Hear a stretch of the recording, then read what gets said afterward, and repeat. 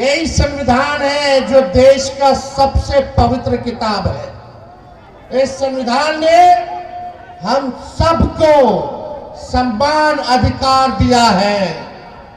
कोई अगर कहता है कि इस देश से भाग जाओ, निकाल देंगे, तो हम कहना चाहते हैं किसी के बाप का देश नहीं है, ये हम सबों का देश है। और इस देश के कुर्बानी में चाहे हिंदू हो, मुस्लिम हो, सिख हो, ईसाई हो, सभी लोगों ने कुर्बानियां दी हैं, खून बहा है सबों का, तब जाकर के हमारा देश आजाद हुआ है। लेकिन आज हम सीमांचल में हैं। सीमांचल का मुद्दा क्या है?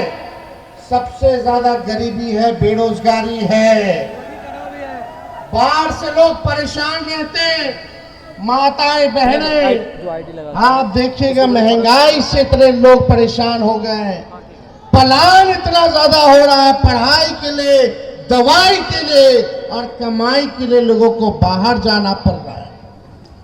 20 साल से एनडीए की हुकूमत है और अभी तो चाचा जी अचेत अवस्था में,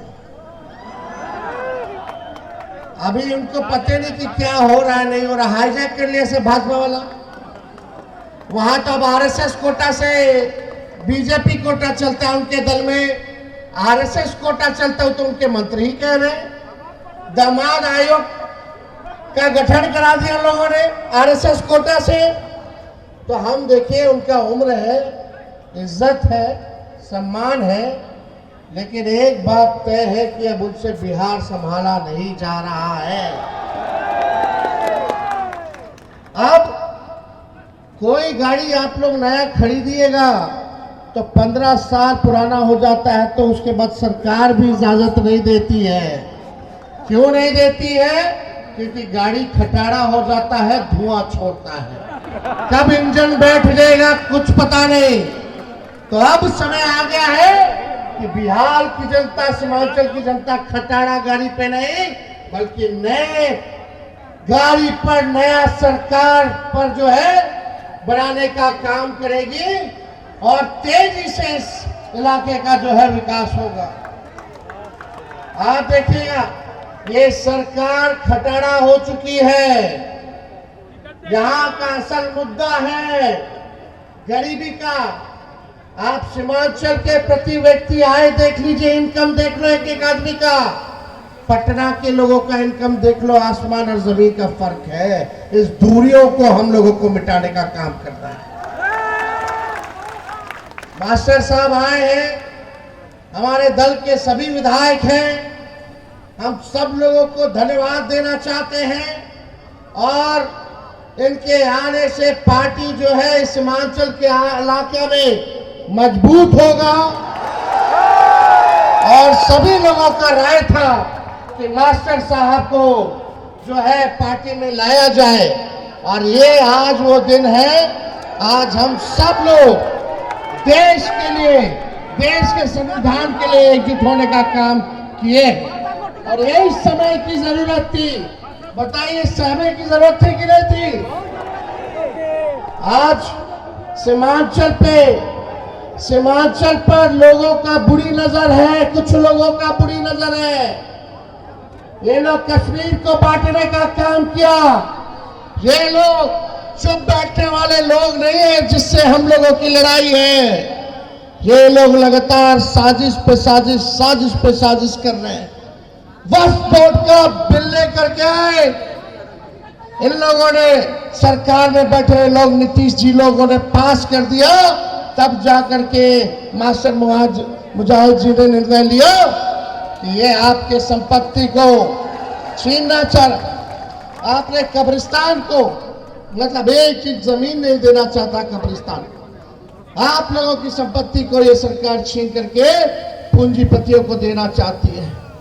हमने कहा है हमारी सरकार बनेगी तो वक्फ बोर्ड का कानून को कूड़ेदान में हम लोग फेंकने का काम करेंगे। इसको लेकर के हम सब लोगों ने विरोध किया, चाहे पार्लियामेंट हो, सड़क हो, विधानसभा हो, लेकिन आप देखिए हमारे चाचा ने चूं तक नहीं किए। आप समझ जाइए, देश में तानाशाही चल रही है, देश को तोड़ने का प्रयास किया जा रहा है, काम किया जा रहा है। आप देखिएगा अभी कितनी बड़ी साजिश चुनाव से पहले ये लोग रच रहे हैं। क्या हो रहा है बिहार में? SIR, ये SIR यानी गरीबों को वोटर लिस्ट से हटाओ, पिछड़ा, दलित, अल्पसंख्यक भाई, आदिवासी भाइयों को वोटर लिस्ट से नाम कटवाओ। जब वोटर लिस्ट से नाम कट जाएगा तो इस देश के नागरिक नहीं रहिएगा। ये एक बड़ी साजिश जो है चल रही है, और इसी साजिश के खिलाफ हम सब लोग आपको जो संविधान ने वोट का अधिकार दिया है, इसको ये लोग चाहते हैं कि छीन लिया जाए। लेकिन जब तक हम सब लोग हैं, खून का कतरा कतरा जब तक हमारे शरीर में है, आपके अधिकार को कोई माइकल लाल छीन नहीं सकता।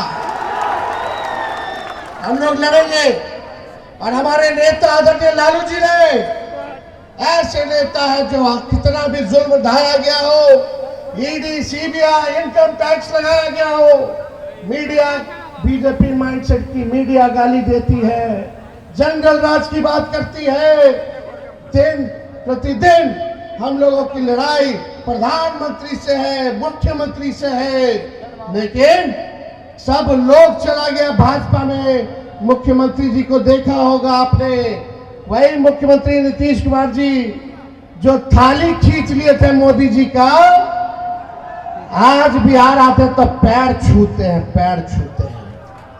लेकिन आपके नेता आदरणीय लालू जी जेल में भी डाला गया हो, केस मुकदमा किया गया हो, मेरे भाई बहन पूरे परिवार पर भी, लेकिन लालू जी झुकने का नाम नहीं ले रहे, लड़ रहे हैं। लालू जी ऐसे इंसान हैं, जब ये भाजपा के लोग 90 के जमाना में जब दंगा फसाद करा रहा था, जब पूरा देश चल रहा था, इनके आका मोदी जी के अडवाणी जी रथ यात्रा लेकर के निकले थे, तो लालू जी ने उस रथ यात्रा को बिहार में रोक करके अडवाणी जी को गिरफ्तार करने का काम किया था। आप लोगों से कहना चाहते हैं, आप लोग एक बार तेजस्वी का साथ दीजिए, एक बार भरोसा कीजिए, एक होइए। और हम लोग तो केवल बिहार और झारखंड में ना चुनाव लड़ते हैं, हम तो कहीं बाहर नहीं जाते चुनाव लड़ने। हम तो प्रचार के लिए बुलाते हैं तो प्रचार करने जाते हैं बाहर, ताकि धर्मनिरपेक्ष दलों को ताकत दे सके। हम किसी को वोट को बांटने के लिए दूसरे राज्य में चुनाव नहीं लड़ते। लेकिन सबसे बड़ी पार्टी राष्ट्रीय जनता दल, सबसे मजबूत पार्टी राष्ट्रीय जनता दल, आज तक सांप्रदायिक शक्तियों के आगे, भाजपा के आगे घुटना हम लोगों ने नहीं टेका है। लालू जी इस अवस्था में भी उन लोगों से लड़ रहे हैं। हम कहना चाहते हैं, जब लालू जी इन लोगों के आकाओं को गिरफ्तार किया, इन लोगों के सामने झुके नहीं, तो लालू जी का लड़का भी झुकने को तैयार नहीं है।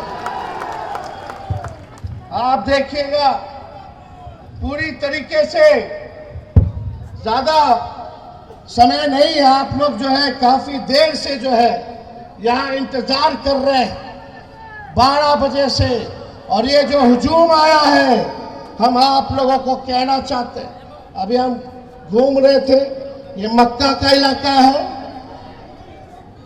लोग मक्का ही वही मक्का, मकई मक्का मेज, तो देखिए लोग सुखाता है रोड पे, कई एक्सीडेंट होता है। हमको लगा कि भाई अगर सरकार बनेगी तो हर पंचायत में मक्का के भंडारण की व्यवस्था होनी चाहिए। होनी चाहिए कि नहीं होनी चाहिए? और देखिए 20 साल तक सीमांचल के लिए लोगों ने कुछ नहीं किया। आपका भाई तेजस्वी को आप आशीर्वाद दीजिएगा तो सीमांचल को लेकर के सीमांचल डेवलपमेंट अथॉरिटी का गठन कराया जाएगा, ताकि इस इलाके में गरीबी कैसे कम हो उस पे काम होगा, शिक्षा चिकित्सा बेहतर कैसे हो इस पे काम होगा, आप लोगों को नौकरी कैसे मिले इस पे काम होगा। इसलिए इस इलाका के लिए डेवलपमेंट के लिए जो है हम लोग जो है काम करने का काम करेंगे। तो और भी काम है। अभी तो नकलची सरकार है। तेजस्वी का 1500 पेंशन बढ़ाएंगे, वृद्धा पेंशन, तो सरकार कहती है हम 1100 करेंगे। तेजस्वी ने नौकरी दिया तो अब सरकार कहती है कि हम भी नौकरी देंगे। तेजस्वी ने कहा 200 यूनिट फ्री में बिजली देंगे तो ये सरकार कहते हैं 125 यूनिट फ्री में देंगे। तेजस्वी ने कहा युवा आयोग का गठन कराएंगे तो ये सरकार कहती है हम भी युवा आयोग का गठन कराएंगे। हमने कहा माई बहन मान योजना लाएंगे, हर गरीब महिला बहन माताओं के खाते में प्रति माह 2500 रुपया हम लोग खाते में डलवाने का काम करेंगे। देखिएगा कुछ समय के बाद ये सरकार भी जो है माई बहन मान योजना का नकल करने का काम करेगा। चलो इसी बहाने कम से कम हमारी जनता का तो भला हुआ। जो लोग सोचते नहीं थे, कम से कम आज तेजस्वी उसको घसीट करके गरीब को राहत दिलाने का काम करवा रहा है। और एएमयू डोमिसाइल तो हम लोग कर ही रहे, इसकी भी घोषणा हम लोगों ने की। लेकिन एक बात सुनो, हम बोले हाउस में मुख्यमंत्री सामने बैठे हुए थे और उनका एगो दूगो बीजेपी का उप मुख्यमंत्री, एगो लाउड माउथ एगो फाउल माउथ। आपको पता है एक उप मुख्यमंत्री का चिट्ठा खोले,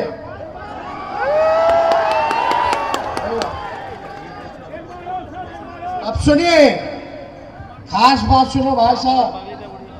2005 में सम्राट चौधरी का उम्र था 26 साल। कितना? 2005 में। और 2010 में हो गया 28 साल, यानी 5 साल में 2 साल बढ़े, बताइए। और 20 में हो गए 51 साल के, यानी 10 साल में 23 साल उम्र उनका बढ़ गया। ये उनका एफिडेविट है, अलग अलग चुनाव में अलग अलग बर्थ सर्टिफिकेट दिए हुए।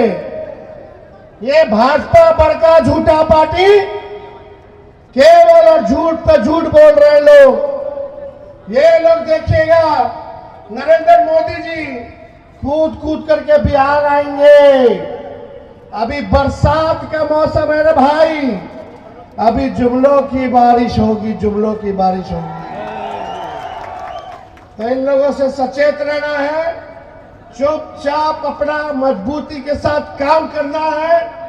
और एसआईआर में देखते रहिएगा कि आपका, आपके परिवार का, आपके दोस्त यार रिश्तेदारों का नाम ना कटे। अगर जिसका नाम कटा है, पार्टी में सभी नेता विधायक सभी लोग हैं, जिला के अध्यक्ष सब लोग हैं, उनको अपने अपने पंचायत की स्थिति बताइए। एक बार मेरे पास प्रमाण आ जाएगा तो आप लोगों की लड़ाई तेजस्वी लड़ने का काम करेगा। तो बीजेपी नीतीश जी की गठबंधन के लोग सीमांचल के हमारे सुरजापुरी और शेरशाहबादी भाइयों की तरफ जो है बुरी नजर से देखते हैं। हम बीजेपी को उसके मंसूबे में सफल नहीं होने देंगे। हमें उनकी बुरी नजर को उतारना आता है। तो आप लोग सब लोग एकजुट रहिएगा और हमारे पार्टी के जितने विधायक मास्टर साहब, आप सब लोगों को चिंता करने की जरूरत नहीं है। तेजस्वी किसी को नाराज नहीं होने देगा। तेजस्वी किसी को भी नाराज नहीं होने देगा। ये हम इस मंच से हम ये कह करके जाते हैं।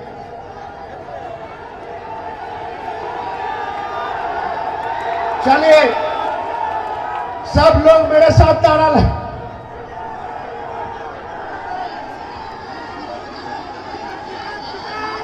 Ticket ticket. चिंता आप लोग मत कीजिए, कोई निराश नहीं होगा।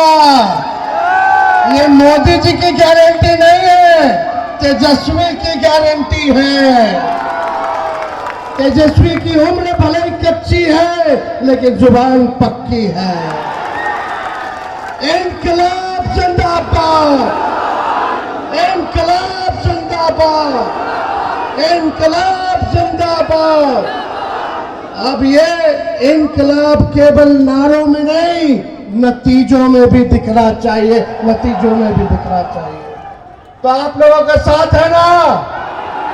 चलिए, आप सब लोगों का हम जो है स्वागत करते हुए, धन्यवाद देते हुए, अपनी बातों को जो है विराम देते हैं। फिर आप लोगों के बीच हम आएंगे। जय हिंद, जय संविधान, जय बिहार।